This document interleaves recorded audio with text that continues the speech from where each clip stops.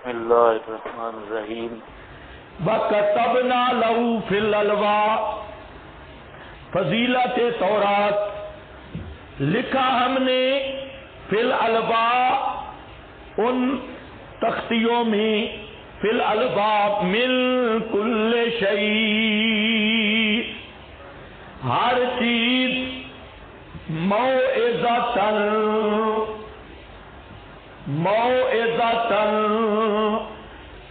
واضح و تفصیلا اور تفصیل لکل شیء ہر چیز کی فخذھا بقوت بس پکڑ اس تورات کو بقوت قوت کے ساتھ کیا معنی اجتہاد دل فی تبلیغ ہی بجد دل پھر نفع بھی البار المحیط قوت کا معنی ہے پوری محنت کے ساتھ اس کی تبلیغ کر قوت کا معنی یوں نہیں ہے کہ توڑ دے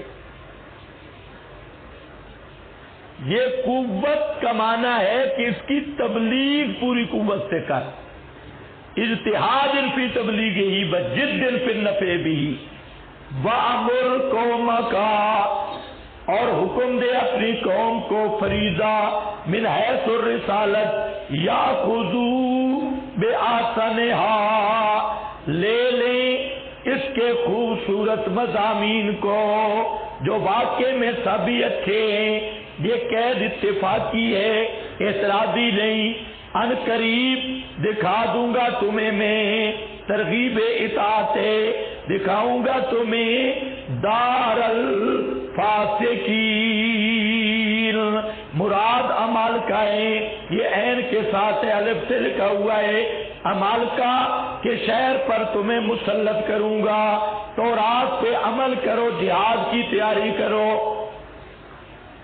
سأصرف ثمرہ دنیاویہ ترک تعمیل میں پھیر دوں گا اپنی آیات سے الذین یتکبرون فی الارض جو تکبر کرتے ہیں زمین میں ناحق وَإِن یروا کل آیہ ثمرہ اسراف اور اگر دیکھ لیں ہر قسم کی دلیل لا یؤمنوا بہا نہیں ایمان لاتے ساتھ اس کے غایت کساوت سے وَإِن یروا سبیل الرشد اور اگر دیکھ لیں رشد یعنی ہدایت کا راستہ نہیں بنائیں گے اس کو بطور راہ کے بھئی جراؤ سبیل الغی اور اگر دیکھ لیں راستہ گمراہی کا بنائیں گے اس کو اپنے چلنے کی راہ ذالک بانہم یہ ثمرہ ہے یہ اس لیے کہ انہوں نے تکذیب کی ہماری آیات کی اور تھے انہا ہماری آیات سے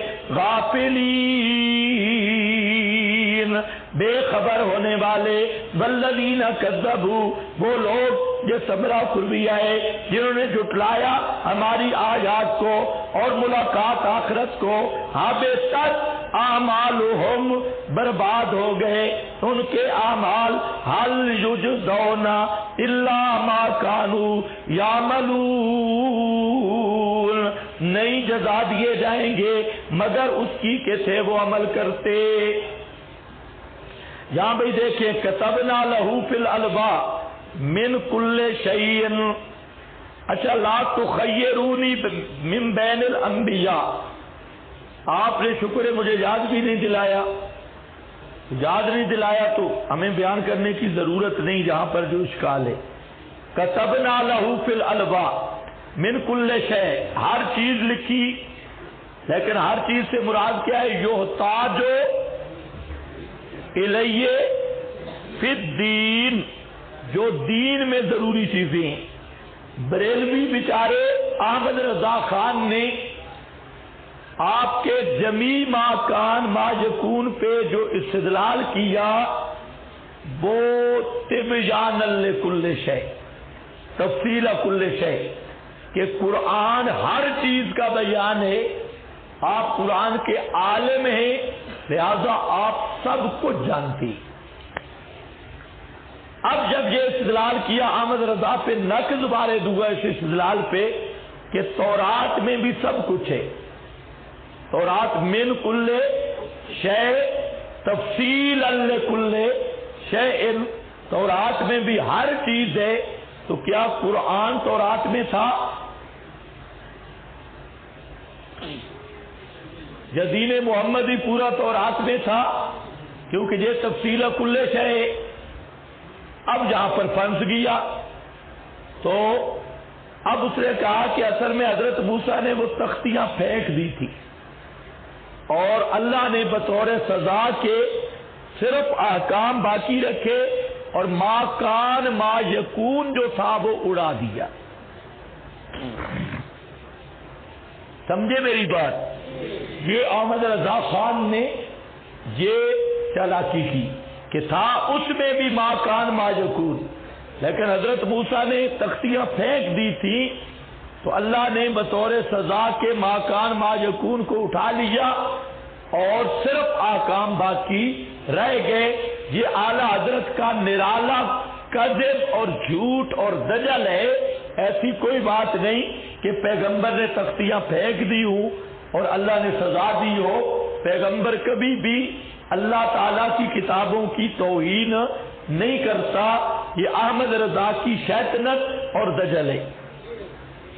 باقی قرآن میں بھی انشاءاللہ آئے گا کہ تفصیل لکل شے، اور تورات بھی تفصیل لکل شے، یہ کیا ہے؟ ہر دین کا ضروری بات، ہدایت کے ابواب کی بات ہے جو موضوع ہے اللہ تعالیٰ کی کتابوں کا۔ اللہ تعالیٰ کی کتابوں کا یہ مضمون نہیں ہے موضوع کہ دنیا میں کتنے مچھر پیدا ہوئے، مچھر روزانہ کتنی شادی کرتے ہیں، کتنی بتی کرتے ہیں، کتنے آگے ان کے بچے انڈے پیدا ہوتے ہیں، ان کی کیا تفصیل ہے، یہ اللہ کی کتابوں کا مضمون نہیں۔ ما کان ما یکون ہے۔ میں نے بریلوی مولوی سے پوچھا، اچھا مولوی ہے لیکن جلدی اس نے انکار کر دیا۔ میں نے پوچھا، میں نے کہا مولوی صاحب یہ جو آپ ما کان ما یکون کی بات کرتے ہیں کبھی آپ نے سوچا بھی ہے کہ ما کان ما یکون میں کیا چیز ہے؟ اس میں یہ بھی ہے کہ آپ کے والد گرامی قادر نے آپ کی ام محترمہ کے ساتھ کتنی دفعہ بتی فرمائی، یہ بھی ما کان ما یکون کا فرض ہے۔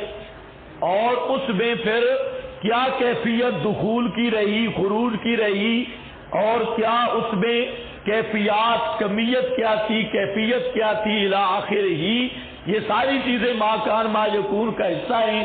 یہ علم تم پیغمبر کے لیے مانتے شرم نہیں آتی؟ فوراً کہتے ہیں نہیں میرا عقیدہ نہیں ہے۔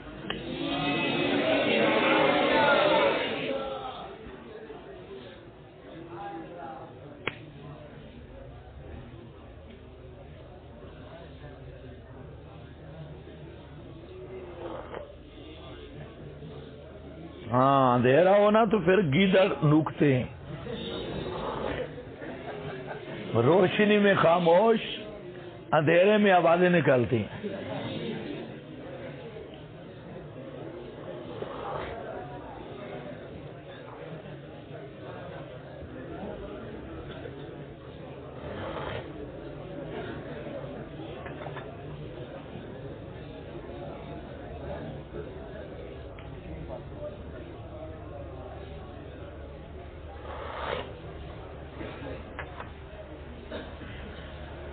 یہ تفصیلاً لکل شیء کا معنی میں نے بتا دیا۔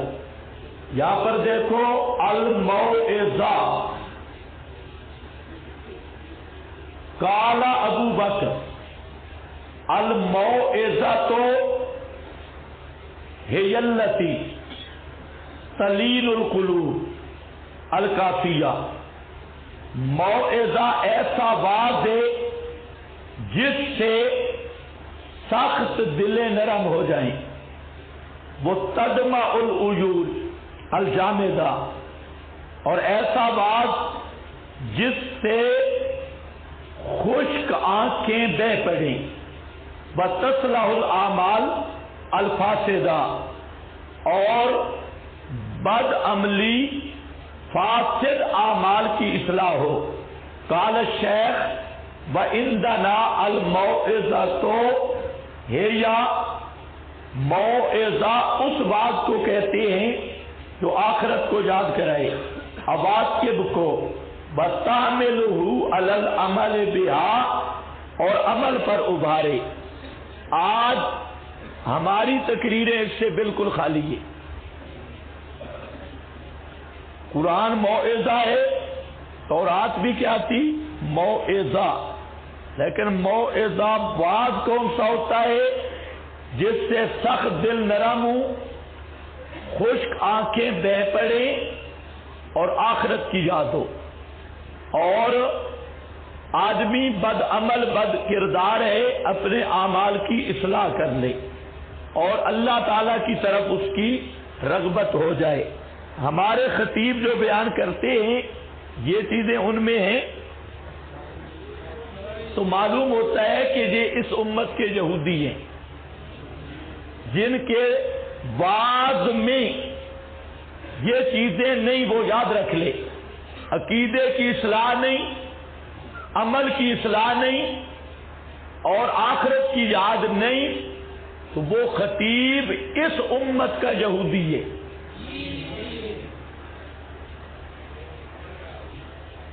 کوئی میری بات سمجھ آئی کہ نہیں؟ اور جو ان پہ فریفتہ ہونے والے ہیں وہ سب ابناء الیہود ہیں، اور ایسے خطیبوں کے ماننے والے وہ اسی طرح ہے جس طرح یہودی گائے کے بچڑے کے پجاری تھے، اشربوا فی قلوبہم العجل، اس کے علاوہ اور کوئی چیز نہیں۔ یہ میری بات نہیں، علامہ ابن جوزی کی تلبیس پڑھو، اس نے بہت خوبصورت جملے لکھے۔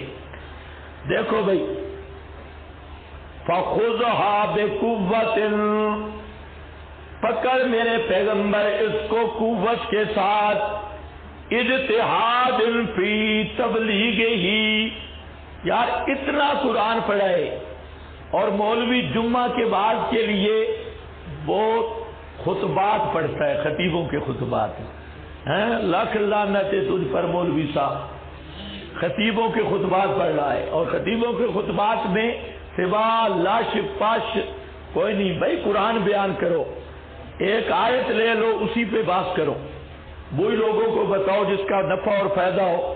آپ کے بھی بیگ کھولیں تو بہت سارے تقریریں نکلیں گی، بزرگوں کے خطبات ہیں، واعظ تقریر کرنی ہو۔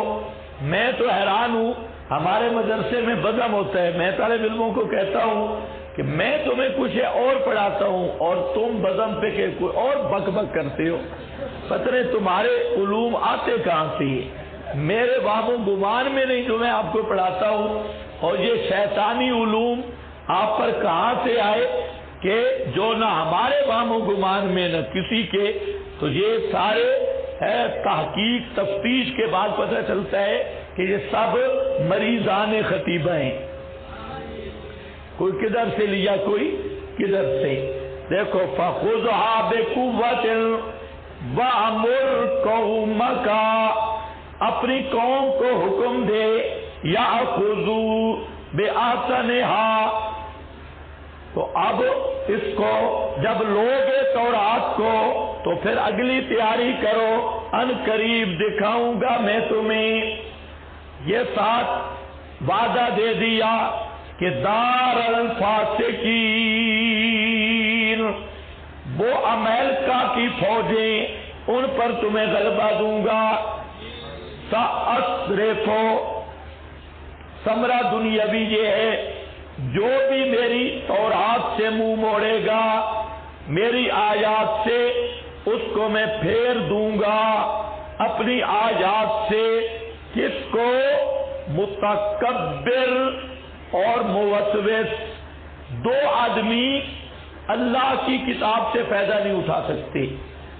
ایک آدمی ہے متکبر، جس میں تکبر ہو، اس کا وجود کے کپڑے استری رہتے ہیں، اس گدھے کو کبھی کتاب اللہ کا علم نہیں ملتا۔ اور یہ وصف بزرج اتم ہمارے خطبہ میں ہے ماشاءاللہ، اکثر الا ماشاءاللہ مبلغین کی بات نہیں کر رہا، خطباء اور مبلغ میں فرق ہوتا ہے. ہاں بھائی، یتکبرون فی الارض، تکبر کرتے ہیں. آپ دیکھ لیں جتنے متکبر ہوں گے، استری شدہ خطیب، آکڑ خان، ان کی آپ ایکشن دیکھیں، سریں دیکھیں، دعوے دیکھیں، لیکن کوئی آیت پوچھیں کوئی فوراً ناراض ہو جائیں گے. ہاں تو مناظرہ کرنے آئے اور گدھیا تو بتا نا، آیت کا معنی بتا. مناظرے کی کون سی بات ہے؟ تو آیت کا معنی بتا. بس صرف ان کی ٹلو دیکھا کرو، ٹلو. ہاں، یتکبرون فی الارض، اور سب سے بڑے متکبر یہ للڑ، یہ شیاطین، ان کو اپنے ظاہری چند اعمال کا تکبر ہوتا ہے، اور ہر ایک جنید بغدادی کے درجے کا ولی اللہ کہلانے پر خوش ہوتا ہے. حضرت اقداس، بس اسی پر بریکیں ہیں ان کی. تو یہ بھی قرآن سے فارغ. سأصرف، دیکھو بھائی کیا ہے سأصرفوں پر. کعبی کہتے ہیں ابو مسلم اصفہانی، ان ھذا الکلام تمام لما وعد اللہ موسیٰ بہ، موسیٰ سے وعدہ کیا من اہلاک اعدائہ، حضرت موسیٰ کے دشمنوں کو ہلاک کرنے کا، ومانا صرفہم، اور پھیرنا، اہلاکہم فلا یقدرون علی منع موسیٰ من تبلیغہا. مطلب ہے کہ جو متکبر ہیں ان کا میں رگڑا نکالوں گا، وہ تمہیں تورات کے بیان سے روک نہیں سکیں گے. ولا علی منع المؤمنین من الایمان بہا، اور نہ مومنین کو وہ روک سکیں گے تورات پر ایمان لانے سے. وہو شبیہ بقولہ، یہ ایسے ہے جیسے قرآن میں بلغ ما انزل الیک من ربک وان لم تفعل فما بلغت رسالتہ واللہ یعصمک من الناس الکبیر. اب کوئی سمجھ آئی؟ بہت اچھا معنی کیا. کیا کہا؟ خذھا بقوت وامر قومک یاخذوا باحسنھا ساریکم دار الفاسقین. مطلب ہے کہ اے میرے موسیٰ پیغمبر، اس تورات کو بیان کر، بڑھ چڑھ کے بیان کر، خوب اس کو بیان کر، مومنوں کو بھی حکم دے دے. باقی رہ گئے آپ کے مخالف، میں ان کا رگڑا نکالوں گا. سأصرف، ان کو پھیر دوں گا اپنی آیات سے، وہ بیان آیات میں آج نہیں بن سکیں گے، دعوت اور تبلیغ تورات میں رکاوٹ نہیں بن سکیں گے. ان کو میں اس طرح روک دوں گا. واللہ یعصمک من الناس وَاعْلَمْ أَنَّهُ تَعَالَى ذَكَرَ فِي هَذِهِ الْآيَةِ، اللہ نے اس میں ذکر کیا ہے اپنا فرمان بغیر الحق کے. ہاں، اس پہ ذرا توجہ فرماؤ بزرگوں، بہت کام کی عبارت آ گئی ماشاءاللہ. توجہ ہے سب کی.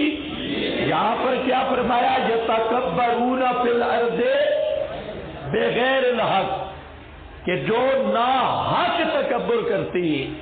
اسی سے پتہ چلا کہ ایک تکبر حق بھی ہے،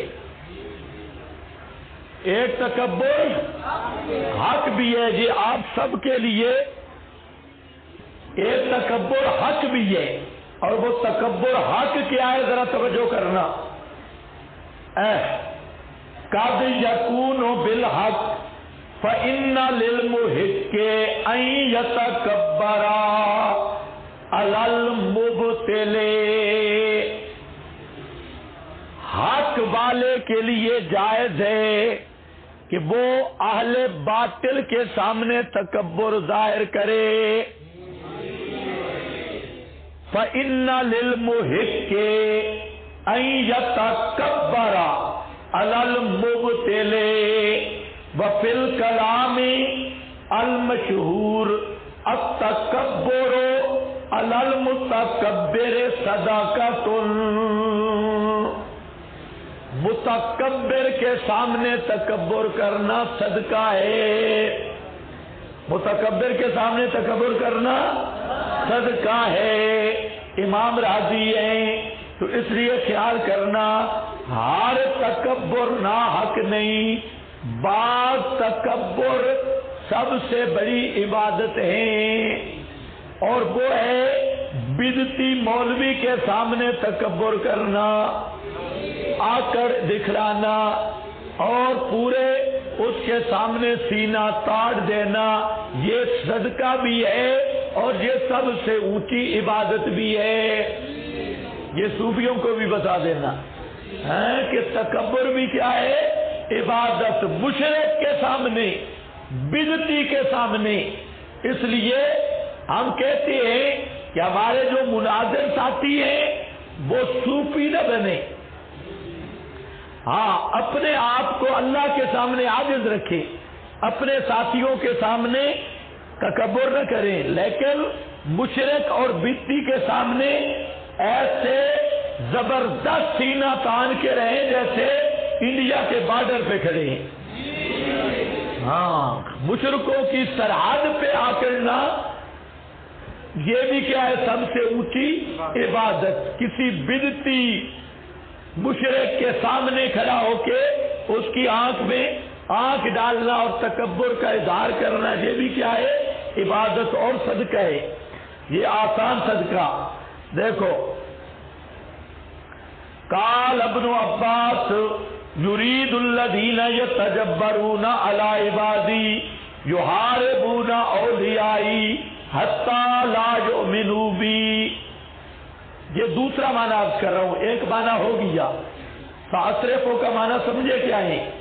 اللہ فرماتے ہیں میرا پیغمبر بیان کر تورات، آپ کے دشمنوں کو ہم ایسا پھیر دیں گے کہ وہ تبلیغ سے مانے بنیں گے ہی نہیں، آپ کو ان پہ مسلط کر دیں گے۔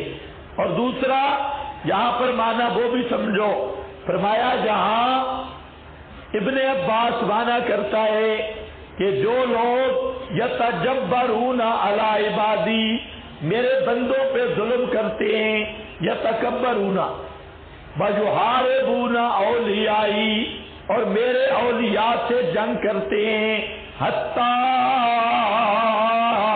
لا یؤمنوا بی، سبحان اللہ۔ یہ جملہ سمجھو، اللہ فرماتے ہیں کہ وہ بدبخت جو میرے اولیاء سے لڑتے ہیں، مواحدین سے محاربت اختیار کرتے ہیں، تو میں ان ظالموں کو یہ سزا دیتا ہوں سأصرفو، کہ ان کو اپنی آیات کے ساتھ ایمان نصیب نہیں کرتا، آیات سے محروم کر دیتا ہوں۔ یہ سزا ہوتی ہے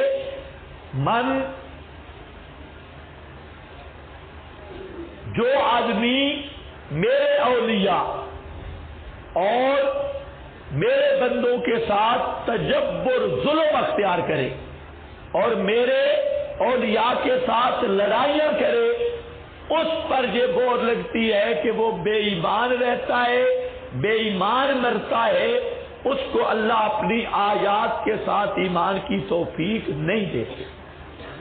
یہ معنی کیا ابن عباس نے، اور یہ واقعی بات ہے۔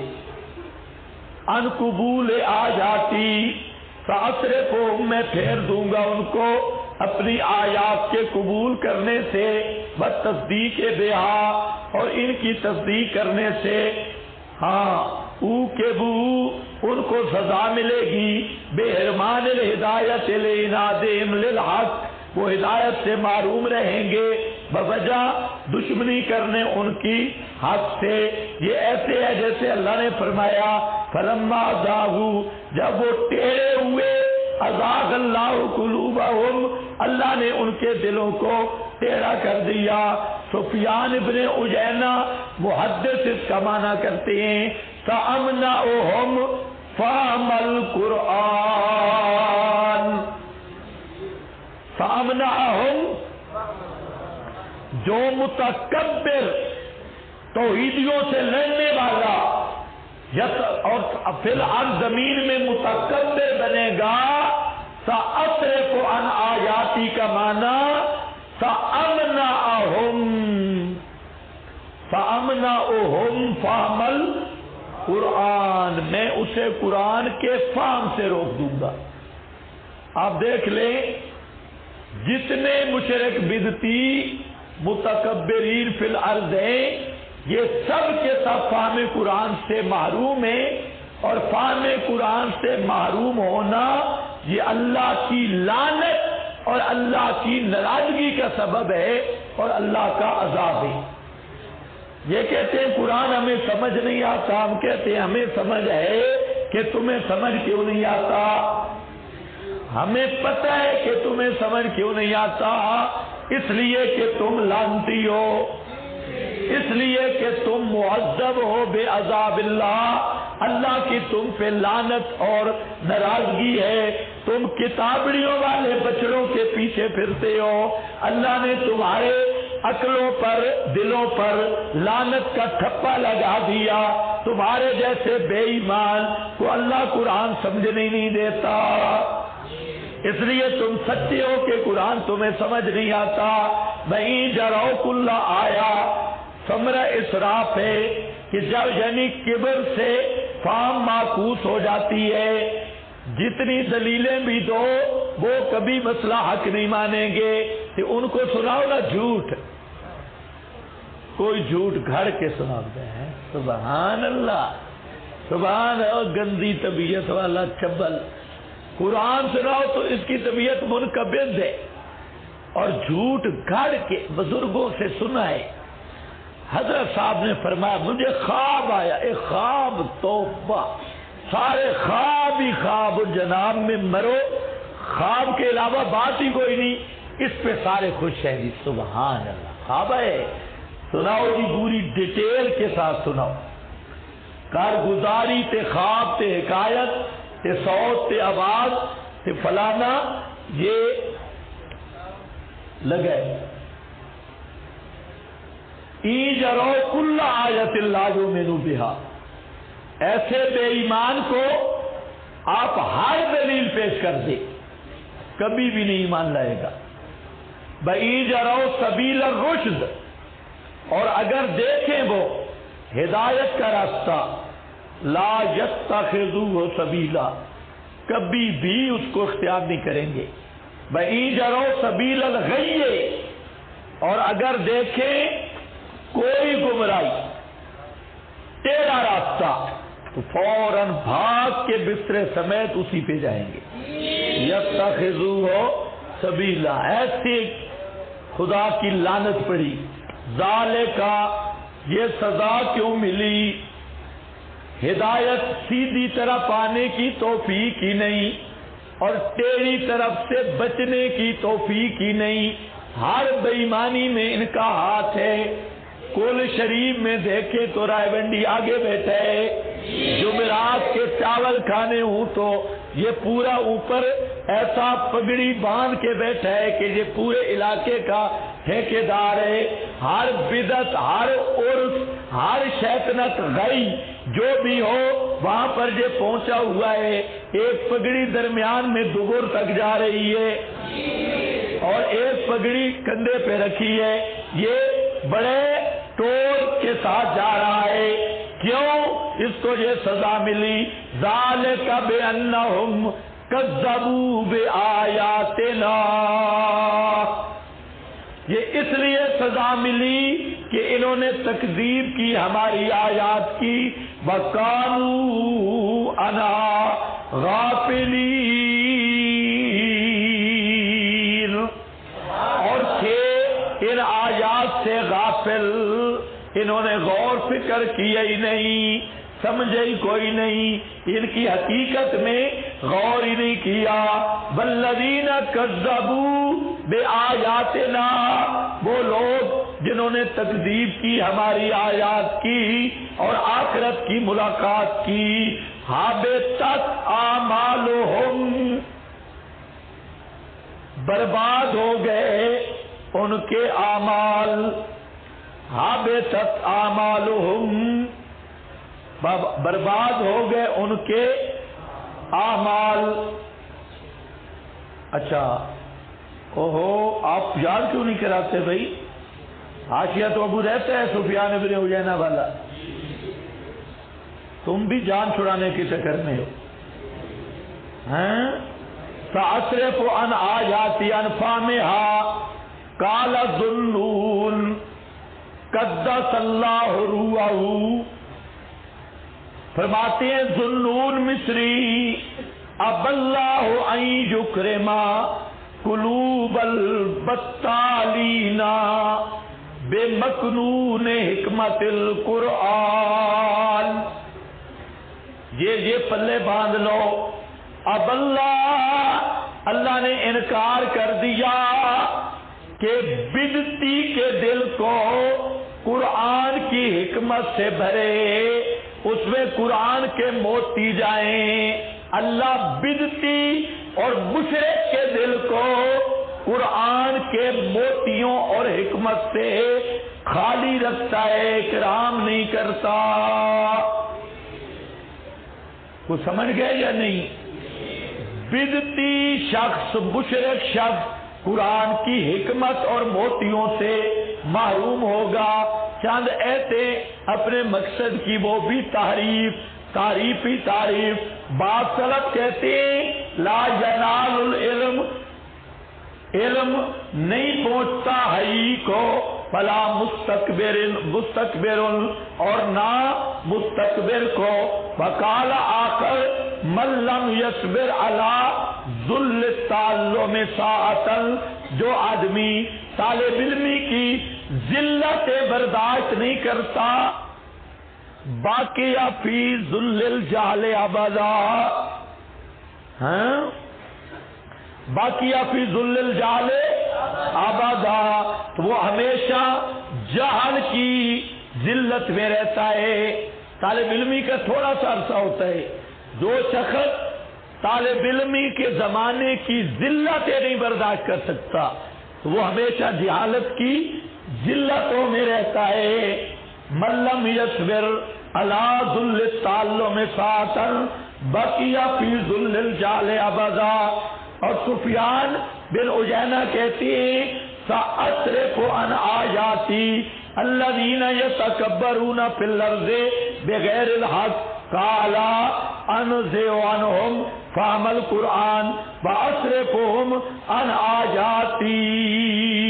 تو ان سے فہم قرآن چھین لیتا ہوں اور اپنی ایتوں سے ان کو بھگا دیتا ہوں. ابن جریر کہتے ہیں وَهَذَا يَدُلُّ عَلَىٰ أَنَّ هَذَا خِطَابٌ لِهَذِهِ الْأُمَّةِ. یہ معلوم ہوتا ہے کہ سأصرف ہو، یہ خطاب اس امت کو ہے. قُلْتُ لَيْسَ هَذَا بِلَازِمٍ، میں کہتا ہوں یہ ضروری نہیں، کیونکہ ابن عیینہ انما اراد هذا مضطرد فی حق کل امت.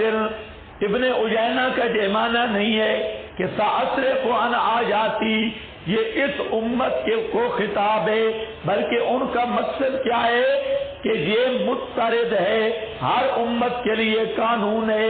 بلا فرق بین احد و احد فی ھذا واللہ عالم.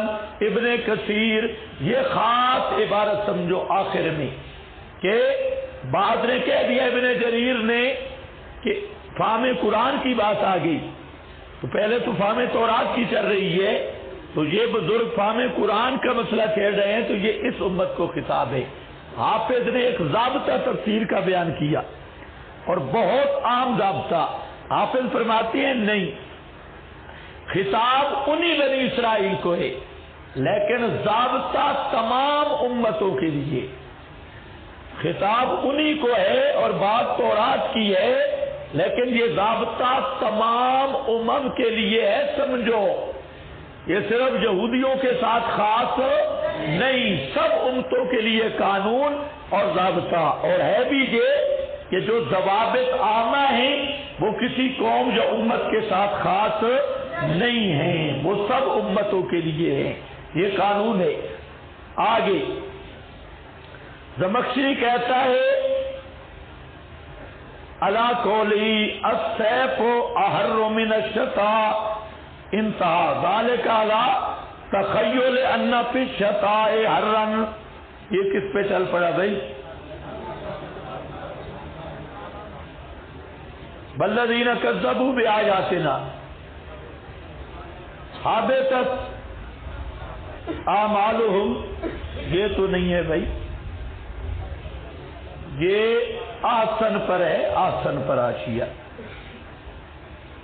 اور اوپر ایک اشکال تھا، میں نے کہا قید واقعی ہے بے احسنہا، اسم تفضیل ہے نا بھائی، اسم تفضیل اشکال تو آپ کو پتا ہے کہ اس کتاب کے آسن کو لو تو حسن کو چھوڑ دو، آسن کو لو کا مطلب ہے حسن کو چھوڑ دو۔ اس کا جواب دے رہا ہے، میں نے جواب اوپر دے دیا، قید بات چاہیے اس پر جس کو زیادہ شوق ہو، یہ نیچے والی عبارت قابل مطالعہ ہے لیکن لمبی ہے۔ حابطت اعمالہم، اس کا کیا معنی ہے بزرگوں حابطت اعمالہم کا؟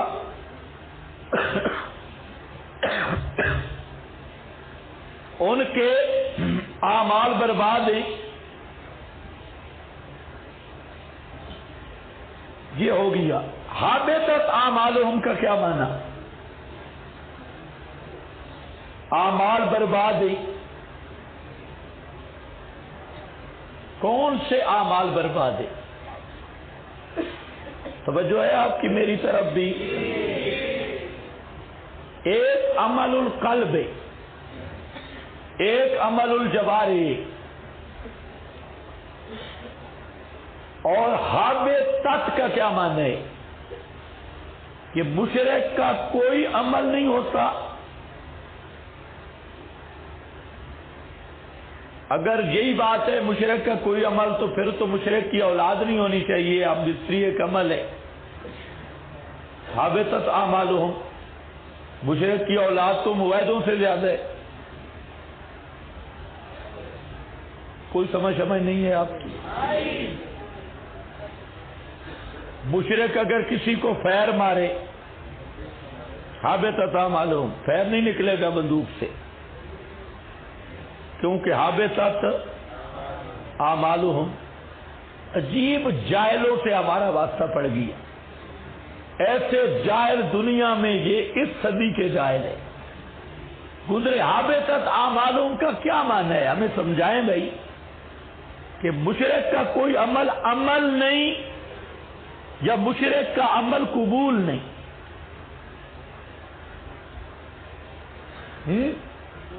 حابطت اعمالہم کا کیا معنی کہ مشرک کا کوئی عمل ہی نہیں ہے، یا مشرک کا عمل قبول نہیں اللہ کے ہاں؟ اگر یہ معنی کہ مشرک کا کوئی عمل ہی نہیں، تو پھر مشرک کی اولاد نہیں ہونی چاہیے۔ پھر مشرک اگر فیر لگائے تو فیر بھی نہیں لگنا چاہیے، مشرک اس مباحث کو تھپڑ لگائے تو درد بھی نہیں ہونا چاہیے۔ حابطت اعمالہم، تو کیسے گدھے لوگوں سے ہمارا واسطہ ہے؟ حابطت کا معنی یہ قطعاً نہیں، حابطت کا معنی کہ اعمال کا ثواب نہیں ملے گا، اللہ کے ہاں وہ قبول نہیں ہوں گے، یہ معنی ہے۔ ورنہ آپ تو پڑھے لکھے لوگ ہیں، اگر حالت شرک میں مرد زنانی نے نکاح کیا، دونوں مسلمان ہو گئے، وہ نکاح پہ باقی رہیں گے یا نہیں؟ جی باقی رہیں گے۔ تو حابطت اعمالہم کا کیا معنی؟ بھائی ایک مشرکہ عورت ہے، ایک مشرک مرد ہے، انہوں نے نکاح حالت شرک میں کیا، دونوں مسلمان ہو گئے، تو کیا مسئلہ آپ نے پڑھا ہے؟ نکاح باقی رہے گا یا نہیں؟ تمام ائمہ متفق ہے، امام ابو حنیفہ، شافعی، احمد، مالک، چاروں امام متفق ہیں کہ وہ اس کا نکاح باقی ہوگا اگر دونوں مسلمان۔ اور نکاح ہوا کب تھا؟ حالت شرک میں، تو پھر کیا معنی ہوگا حابطت اعمالہم کا؟ حالت شرک کا نکاح بھی باقی ہے۔ پتہ نہیں تمہیں سمجھ بھی آئی ہے کہ نہیں؟ ایک مشرک ہے، اس نے وضو کیا ہے، وضو کر کے مسلمان ہو گیا، اب اس وضو سے وہ نماز پڑھ سکتا ہے نہیں پڑھ سکتا؟ کیونکہ وضو تو اس نے کیا تھا حالت شرک میں۔ اب یہ جتنے مسائل سب ائمہ کے اتفاقی ہیں، تو خطیبوں نے آ کے سب کو اپنی حوث کی وجہ سے سارا کچھ ختم کر دیا۔ اب ایسا تو عمل ہوتے ہی کوئی، ٹھیک ہوتے ہی کوئی۔ اور ان گدوں کو بھی بتاؤ عمل کا کیا معنی ہے؟ حابطت اعمالهم هل یجزون الا ما كانوا یعملون، ظاہر بطلان اعمالهم، ان کے بطلان ظاہر ہو جائے گا اور کوئی ثواب نہیں ہوگا۔ مشرک کو عمل کا حبط اعمال کا مطلب ہے مشرک کو عمل کرنے پر کوئی ثواب نہیں ملتا۔ یہ نہیں کہ عمل ہوتے ہی کوئی نہیں۔